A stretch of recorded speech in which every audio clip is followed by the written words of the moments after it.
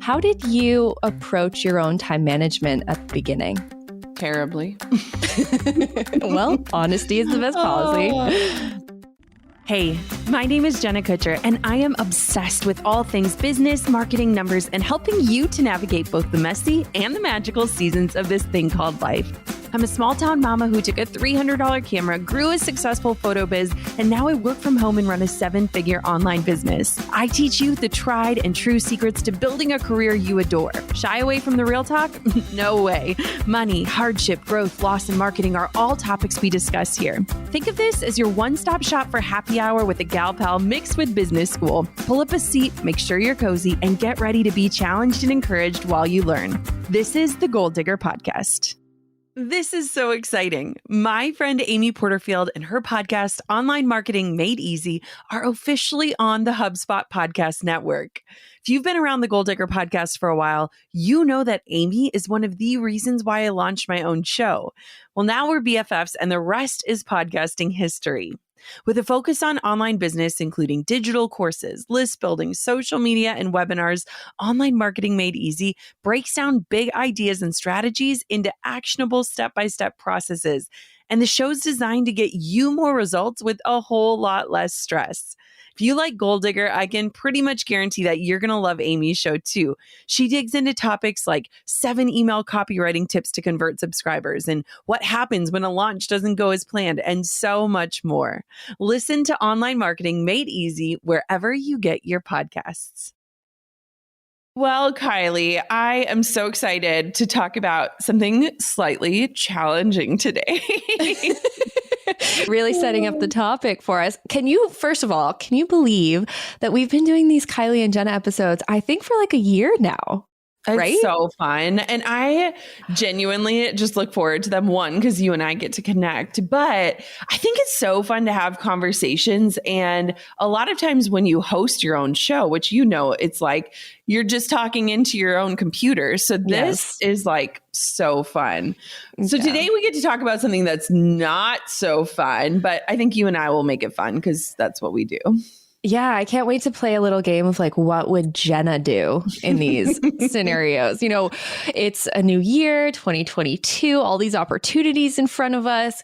Maybe you, dear listener, are thinking of launching your business. And Jenna, I think you can probably relate to this from your entrepreneurial perspective, but we're kind of planners and we want to plan what our year is going to look like, what we might be accomplishing, the projects we want to take on. But there's one thing you really can't plan for. It's like those challenging business scenarios that come up out of the blue, ready to knock you off your horse, and then you have to find your footing again.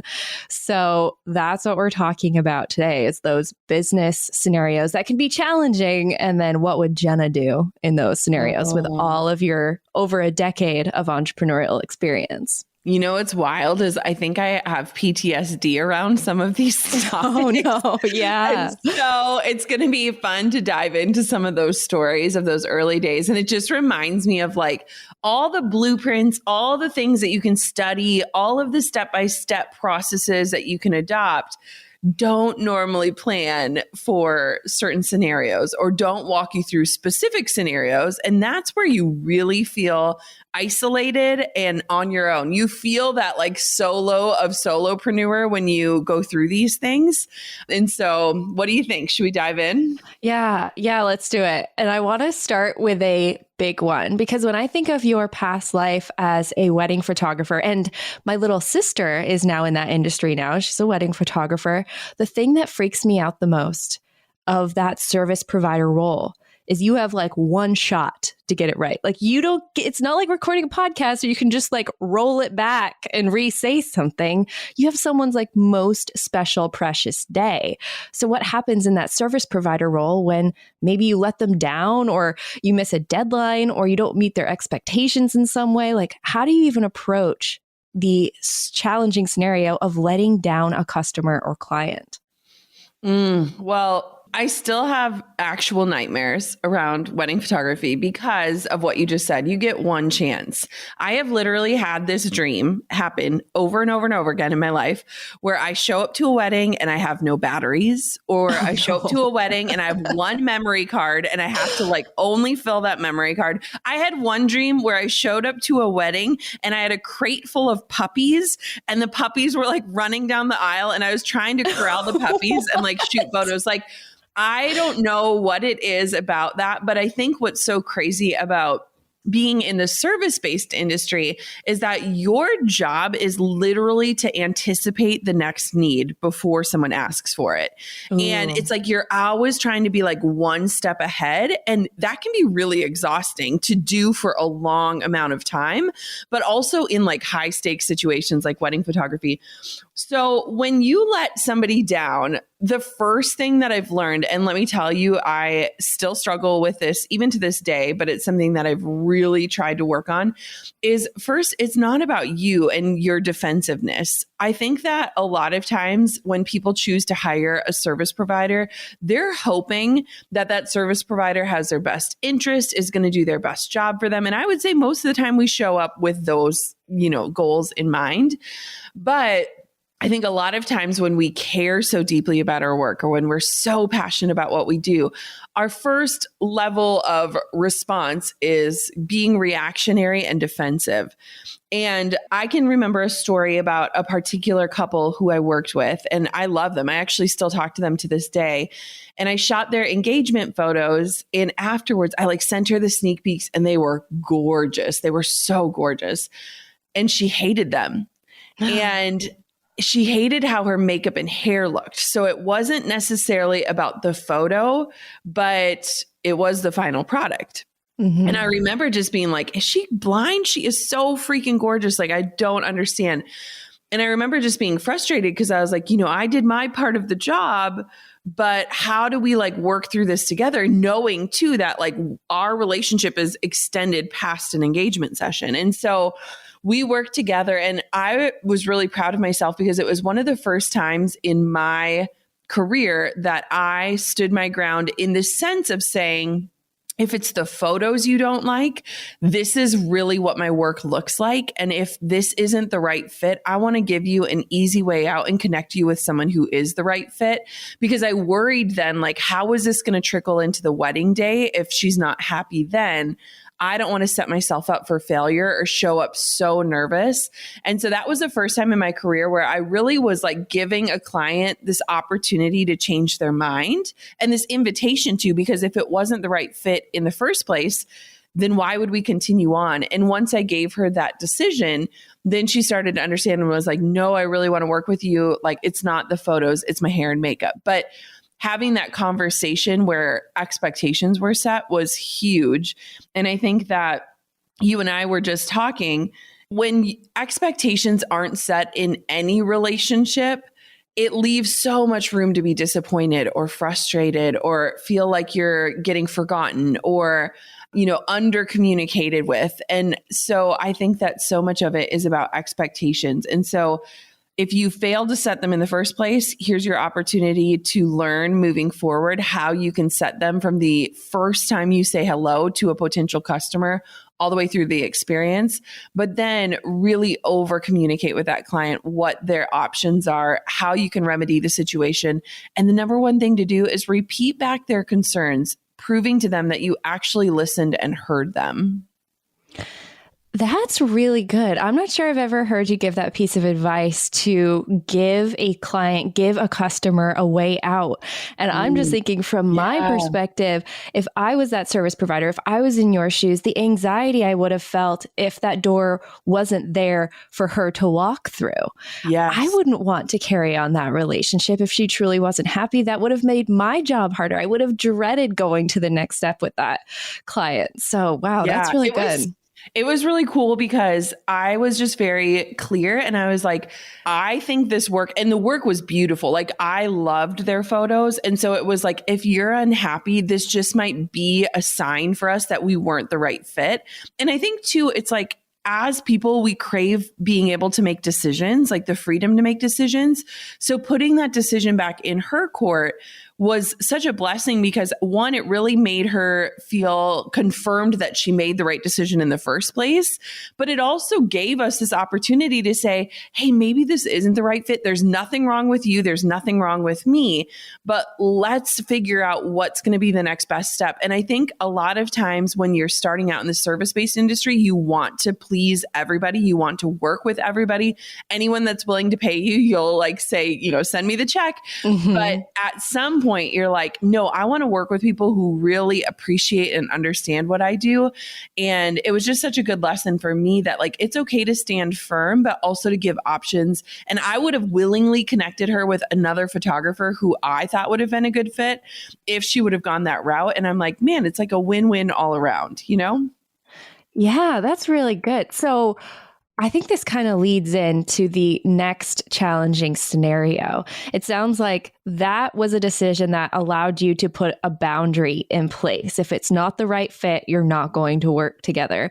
And boundaries, I think for entrepreneurs, especially at first, when the whole idea is to say yes to income opportunities because you are an entrepreneur and you're providing for yourself and your family, you can blur the lines of those boundaries where you really want to say yes to projects where you should be, maybe saying no to protect your peace and your time. So how do you approach boundaries today? And how does that contrast with how you were setting boundaries for yourself in the beginning? Oh, 10 years ago, Jenna would have said, what's a boundary? Now this Jenna is like, boundaries are literally like my greatest life's pillar. Yes. So it's interesting. I think that one of the things that happens, and one of the reasons why what you just said rings so true, is like in the early days, you just want to say yes to everything.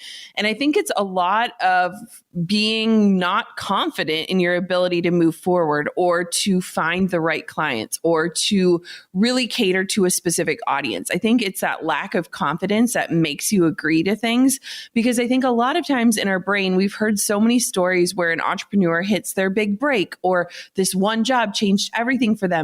And it's almost like we're walking through, kind of like if you're single and you meet a cute guy at Starbucks and you're like, this is it. This is my future husband. It's like those meet cute moments that like you're looking for in your own business, which really create this lack of boundaries and cause you to say yes to everything. And one of the biggest things that I found is that in saying yes to everyone else, whether it was clients or different projects or different opportunities, I was ultimately saying no to the things that matter to me, my own business, my own growth, my own relationships, my family. And so work boundaries can be really tricky. And I think too, at the beginning, it's like you're out there to prove to yourself first and foremost that you can actually do this thing, but then to prove to the world. And I think that when you have that idea of this like almost vengeance standpoint, you're prone to make decisions that are kind of hasty and that really don't protect you and your peace. One of the biggest ones that I ended up implementing that has changed my life even to this day is really protecting my phone number. And what I mean by that is when I first started out, specifically in the service-based industry, but even to this day in the digital space, is I handed out my phone number to anyone. And what would happen is that so often people would text me at nights or on the weekend. They'd want to know if they could see a certain photo or if I could quick edit this for their save the dates or things like that. And what I never realized is that pretty soon I was dreading grabbing my phone. It was making my phone this thing that connected me back to work. And if I was in my life, it pulled me back into work. And so I think we've talked about it on the show before, but we have such strict boundaries on our team when it comes to phone use, because I'm like, I don't want my team to hate picking up their phone and thinking that there's a fire they need to put out in the workspace. So I would just say that as you get going, expectations, like what we talked about earlier, are going to help you set those boundaries. So towards the end of my career, as a wedding photographer, I would only give out my phone number the week before the wedding. And then so I would say, like as we get closer to the event, because on the day of, I wanted them to have my number if we needed to get in touch or if anything moved or changed. And then after the event, I would switch right back to email. And that way it wasn't opening up these lines of communication that were threatening to pull me out of my life. And that was really good. And even to this day, if people ask for my phone number and it's for something for work, I just direct them to the other places where I can respond to them better and faster. And it just protects that boundary, which I think is so important. important because you don't know when you send a text message if somebody's having coffee with their mom or snuggling with their baby or taking a nap. Like you don't know. And so it's just a really beautiful way to be respectful. And I think it's just something you've got to learn over time. The only phone calls that come in these days anyway are renewing your auto warranty. So, there's really no need to share a phone number out there. No one's calling anybody anymore, Amen. Amen. So one of those work boundaries that I think is most challenging, especially as I've been an entrepreneur, but more of a side hustler for a while. And I got stuck in saying yes to income opportunities because you never know when that income's going to slow down, when you might hit a slow season. And that's definitely a challenging business scenario. And maybe if it's your first time jumping into entrepreneurship or your first year full time or whatever that looks like, you may have jumped in full time because you were at a high season and you did have that free flowing income. Things were looking good. The books were booked. But how do you plan for, or if you haven't planned for a slow season, how do you handle it when you're in it? Yeah. So this was huge for me. And when I look back, I'm like, bravo to 23-year-old Jenna for thinking about this, because wedding photography in the Midwest is wildly seasonal. We're talking 6 months of crazy and then 6 months of nothing. Yeah. And being able to leave a corporate salary with confidence that I was going to make it through the winter required a lot of thoughtfulness. And so one of the things that you really want to look at, and this is why I think it is so beautiful if you are granted the opportunity to do your business as a side hustle, is you can start to recognize trends and seasonality and flow and like what that looks like. And that's why I think it's so beautiful to make the leap, quote unquote, into entrepreneurship more of like an inch by inch journey. I really am grateful that I did that because I was able to kind of understand the climate that I was walking into, but also to be able to prepare. And so one of the things that I did early on that I'm so grateful for, it's like one of the things I did right, was that I looked at, okay, if I book 25 weddings for the first year, I'm going to make around $55,000. How can I basically put myself on a payroll to pay myself the same amount year round so that when that quiet season, when it gets dead, I don't panic and freak out. And when I'm super busy, the money doesn't burn a hole in my pocket and I run out of it. And so from the very beginning, I mean, even when I was 3 years in, I was fortunate enough to be making 6 figures as a wedding photographer. I was still paying myself a $50,000 salary because I knew I could live off of that. And I knew that we didn't need more. And I wanted to just start building up our savings. And so it was really, for me, I was like, let's live off of less. Let's not let our lifestyle shift until we know that this business can support it, because I just didn't want to move up too fast and then be forced on that treadmill of working super hard just to maintain a lifestyle.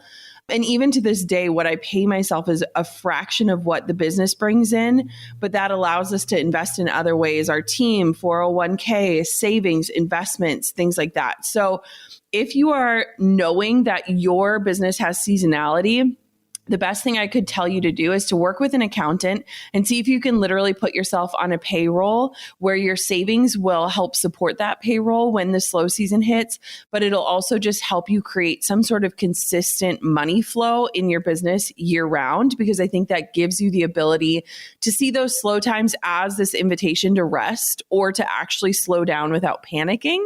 It kind of reminds me of like lockdown and quarantine. Like if we would have known, like, here's the start date and the end date, I think people could have relaxed into the new norm a little bit better. But Great when point. Uncertainty hits, we panic, right? So yeah, how can you like hedge yourself from that panicked uncertainty? And you can do that through planning. The other thing that I would just say to look at is like, look at your numbers and look at the trends and look at things that you can predict as close to precision as possible. And that can really just help for you to understand, here's what the business can bring in. Here's what I need to do that. Here's what I really need to live off of. And I think what was so beautiful about how I navigated that early on was that I was able to kind of rest in the winters and not feel frantic or urgent because of how I created an income that was annual, year round, even when I wasn't shooting. And that gave me just a little bit more balance than I think a lot of people can have. We have a entire episode of Goal Digger at jennakutcherblog.com/boost sales. And that has more advice for what to do with those slow periods when business lulls, or if you have a seasonal service-based business or anything like that. There's a lot more information, ways to really leverage that time to prepare yourself for your next busy season. So I'll make sure that's linked up in the show notes for you to find if you want more advice in this area. A brand new year. I'm not even sure how we got here so fast, but I am wildly grateful for another year with this podcast and, of course, with you. In this season of new beginnings, making a lasting impact on our businesses and customers is more important than ever. If you haven't already implemented a CRM platform into your business, well, now is the time. CRM, or customer relationship management, is at the heart of turning your side hustle into your success story and your customers into your fans. Reach your customers wherever, whenever with ease, thanks to HubSpot's intuitive visual workflows and bot builders. You'll create scalable, automated marketing campaigns across email, social media, web, and customer chat so that your customers hear your messages loud and clear. A HubSpot CRM platform adapts your content for multiple device types so your customers have a great experience no matter where they're viewing it. Learn more about how you can transform your customer experience with a HubSpot CRM platform at HubSpot.com. All right. So let's take a little turn here and let's talk about negative reviews. Reviews there's a love-hate relationship, right? We've talked about a lot, how to really listen to feedback versus criticism. We've covered that a lot on Goal Digger. But that first negative review, when you feel like you are crushing the entrepreneur life, business is great, and all of the sudden someone comes in with their 1 star and their very loud negative voice, and it can get you down. So I'm not sure. Do you remember kind of like the first time someone said, "I'm not a fan of Jenna Kutcher and I'm here to tell you all about it"? Yes, I absolutely do. It's bringing me back. I had this wedding that it was literally probably one of my first weddings ever. And the bride and groom were in a fight, like an actual fight. Ooh. And he had gone golfing that morning and the whole schedule was just gone. And it was a very chaotic, frustrating day. There was probably a lot of lack of expectations set on my part. But I remember when I delivered the gallery, they were like, "Oh, like, where are all these beautiful portraits?" And I was like, "You guys wouldn't even stand next to each other. Like, how am I supposed to get these portraits?" And so it was one of those things where it was like so circumstantial and so specific. However, it was like devastating because I was like, can I really do this? And like, am I supposed to be like a therapist as well as like a groom corraller, as well as like, all of these roles? It's like, can I do this?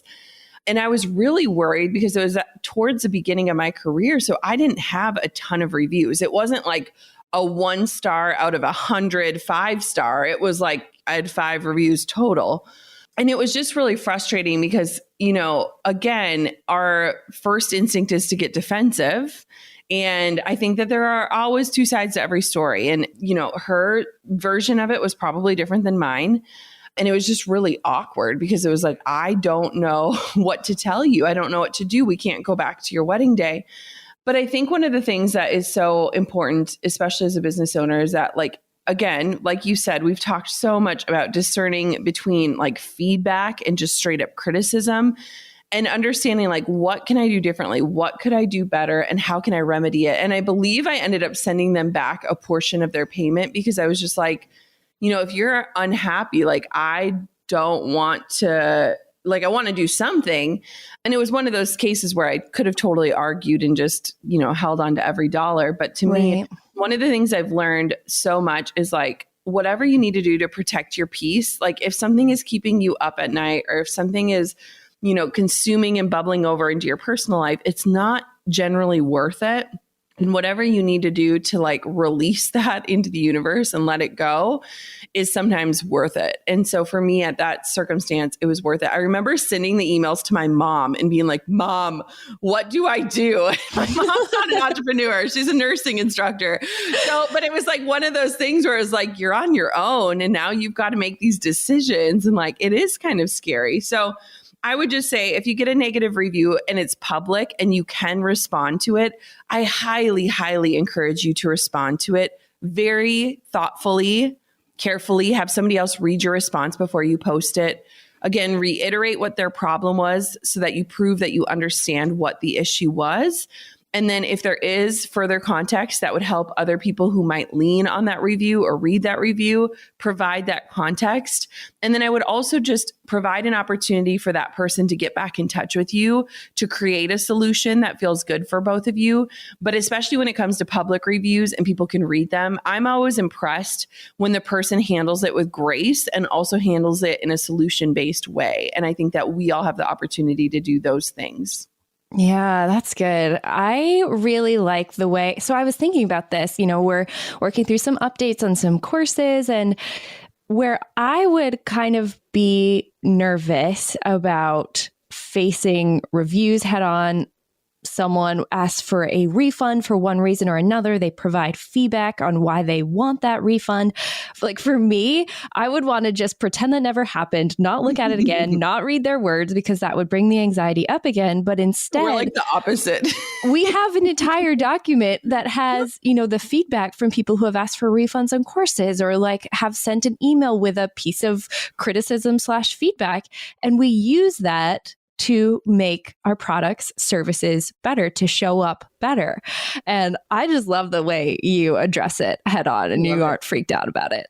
Oh, I love it. And I think too, it's really cool because like, even when it comes to like our courses, every single week I check in with our customer service and like we have a less than 1% refund rate. It is so minuscule, but every single week I check in with Steph on our team and like, hey, are you noticing anything? Are there any trends? Is there anything that we can address? Can we do better?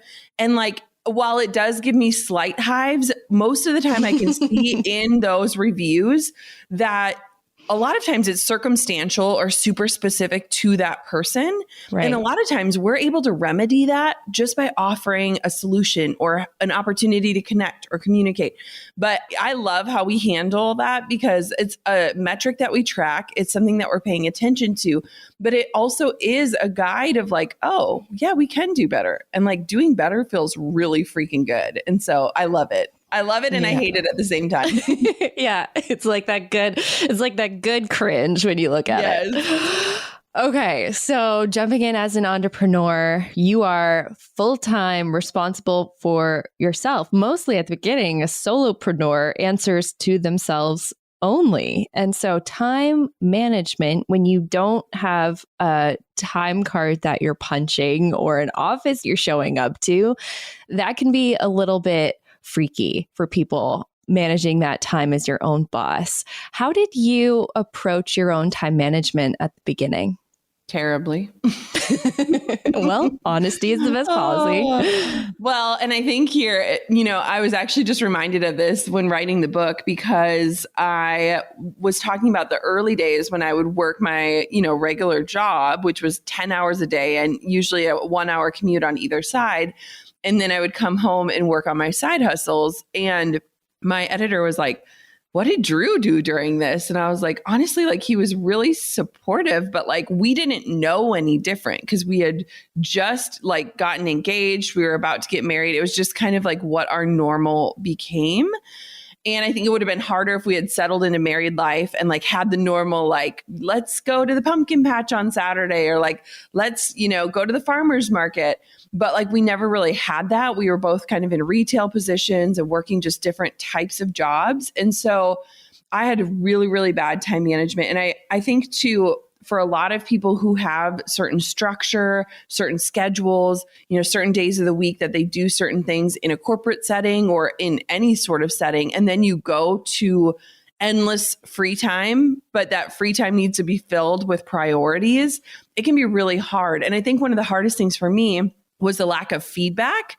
I came from a very feedback oriented company. Target was so on par with like consistent feedback, knowing how you're doing, performance indicators, all these things. And then all of a sudden you're like, no one's telling me I'm doing a good job. Am I doing a good job? Am I doing the right thing? Like, what does this look like? So I would say that the biggest thing that you need to do for time management is to go back to the boundaries thing. What do those boundaries look like? When are you committed to working? When are you committed to being online and available? When will you be unavailable?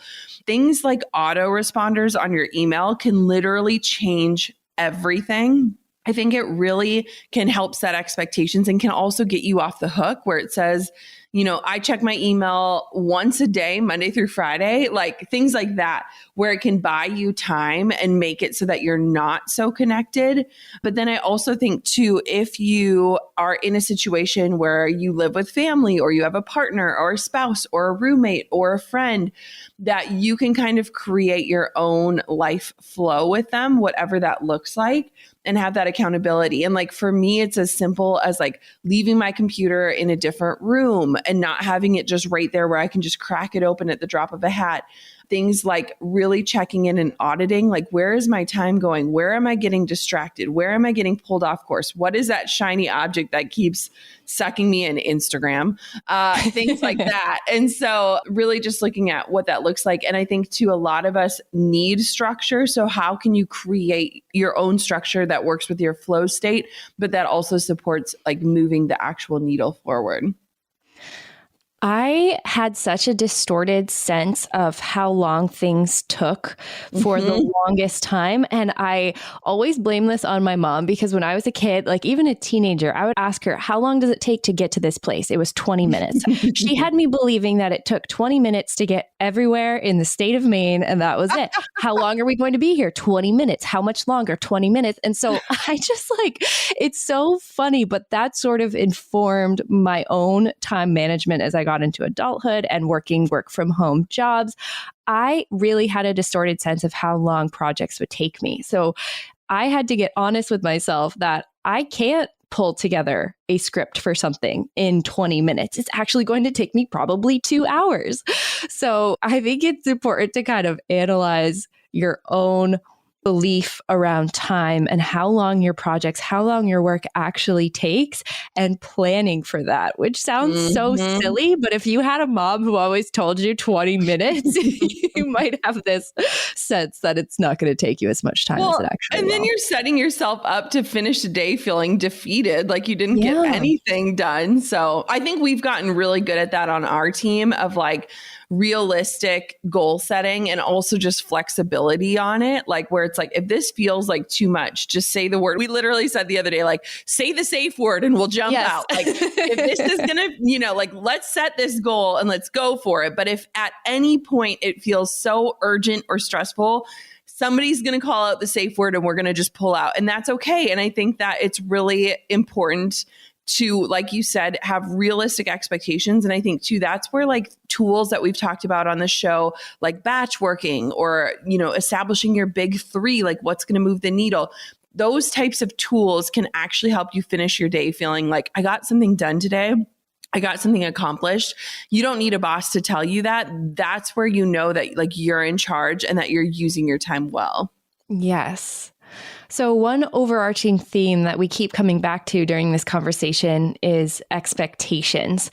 And I think expectations really come into play with this next challenging business scenario. And that is when you are finally ready or should be ready to delegate a task to someone else. There's a lot of expectation setting from both parties.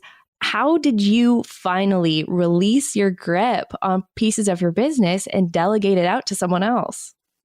Very reluctantly and very stubbornly. Yes. I feel like I'm very self-aware in a lot of these places of like, whoa, I was really wrong. Delegating is really interesting, especially at the beginning, because our businesses are our babies. And I can say that as a mom of two. Our businesses are, you know, these things that we've literally like built from nothing. And so the thought and the notion that you are going to trust someone else with your baby, like, I mean, let's be honest, Coco has never been babysat by like anyone other than my mother, and she's 3. So I am not great at letting go of my baby and like trusting, you know. But what I think is so interesting in terms of expectations and what that looks like is at some point you cannot do it all. There's absolutely this threshold that a human being will hit. And a lot of times we keep pushing past it, which is where we hit burnout and frustration, where we just want to quit altogether. But I think that what happens is when we are self-aware enough to acknowledge that, yes, I can do that thing, but I shouldn't be doing it, or I'm not the best at doing it, it can absolutely tip the scale. For me, one of the first things that I ended up outsourcing that I swore I would never do was outsourcing editing of some of my images. And I was like, but I love editing and I can do it. And I was the one that shot that moment. So no one knows how it feels. And I want to make sure it's all perfect. And it was so interesting because I found a way where I got to edit my favorite 150 photos and then I outsourced the rest.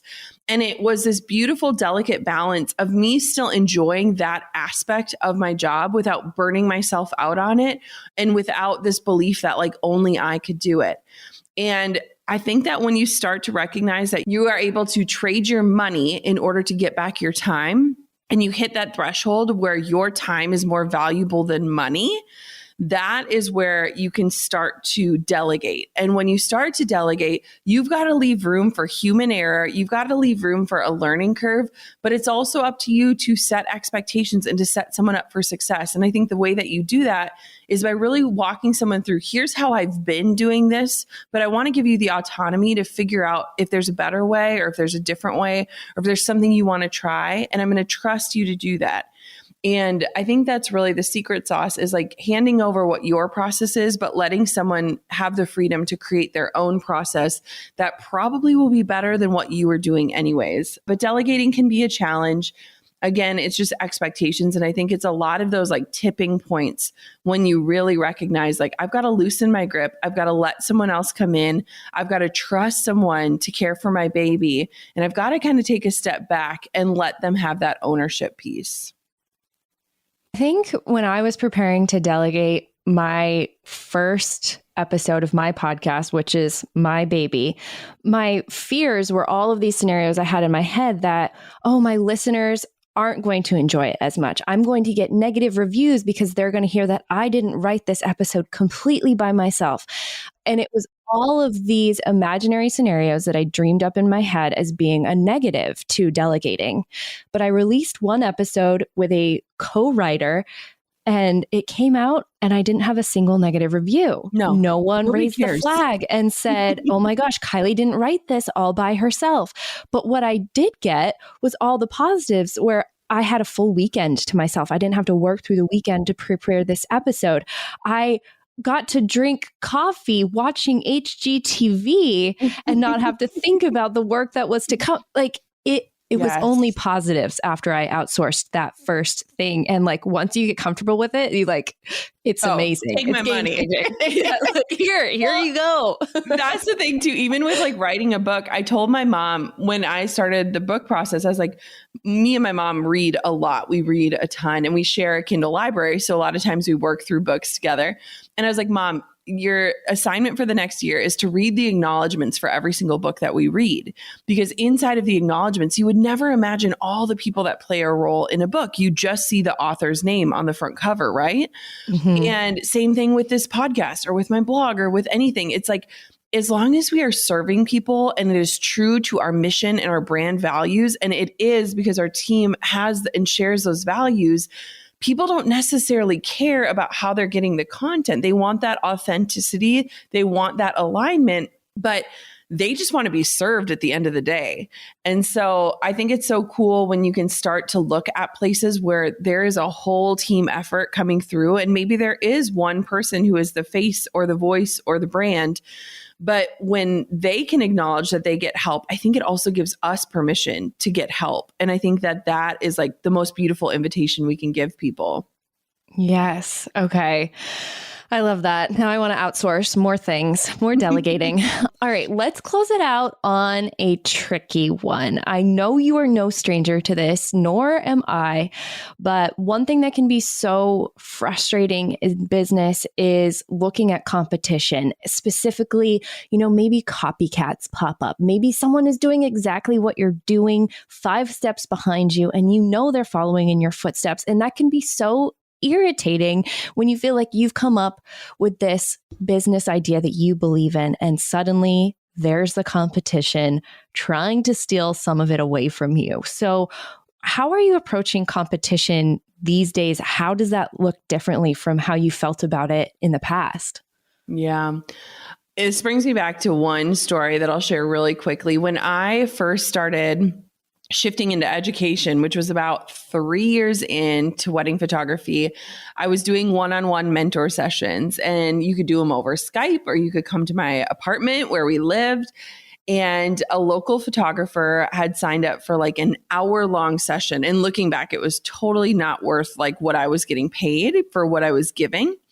And in that session, I like handed over the keys to the kingdom. I like gave her my pricing guide, and here's how I do my emails, and here's how I walk through this. Here are my templates. And I think it was almost an entire year later, I found out that she had literally just taken everything word for word and just changed out her name and changed out the photos. And a customer actually figured it out because she had inquired to both of us and got sent back the same pricing guide. Oh, wow. And the same email. And she flagged, she was like, Jenna, I think this girl is like ripping you off.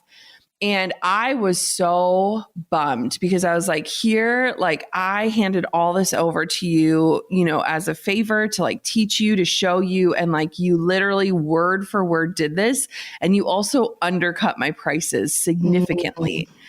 And I was devastated. And I remember Drew and I were on a trip to Chicago. Like it was supposed to be like a really fun weekend. And all of this just consumed me. Like I was so angry. I was frustrated. I wanted to like talk to a lawyer. It just like broke my spirit, especially in the transparency of like wanting to mentor someone and then having that turn around. And that incident really held me back from education and this desire to share anything about my behind the scenes, because I was like, people are just going to use it and it's just going to blow up in my face again. And it's impacting my business. And it was just really icky. And I think that things like that naturally happen to, one, teach us lessons. Bummer. I freaking hate learning lessons, but dang it, they make us better. But also, two, to kind of help us set up those boundaries and those expectations and all the things that we've spoken about on the show. And I think too, with competition, it goes back to what I was saying earlier about this lack of confidence. When we see competition and when we obsess over it, when we let it really like take away our peace, it's usually due to a lack of confidence in what we're putting out there. And there are absolutely scenarios and situations where you might need legal counsel, or you might need to go that next step, or you might need to send that email to say, hey, I'm noticing that this looks very similar to mine. But there are also circumstances where you got to just let it go and you've got to put your head down and the blinders on and do the work. And so I think that discernment can be really tricky. And we have an episode, Kylie, about what to do when somebody's copied you. And that walks you through the different scenarios of how to navigate what to do and how to really process through those different situations, because they will come up as a part of being a business owner. And so with competition and being copied, I think that at the end of the day, you don't want to encounter things in your business that make you lose sleep. Can you tell that I'm in a stage of life where sleep is literally the most important part of my life? And so if you are losing sleep, it's a good sign that you've got to just make a decision on how you're going to move forward and how you're going to release it, whatever that looks like.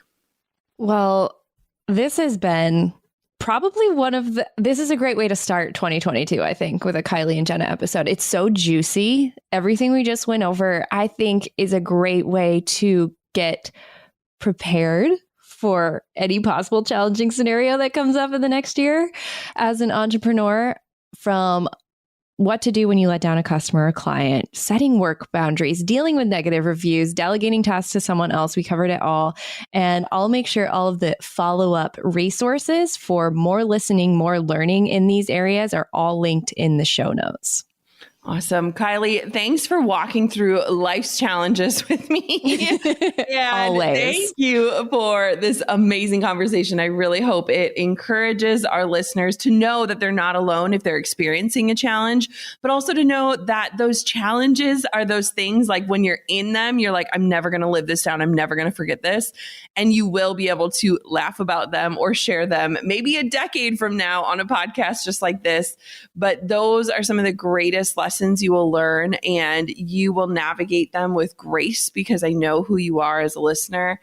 And I'm just excited to walk through this new year with you. So, Kylie, what do we say when we sign off? Until next time, keep on digging your biggest goals.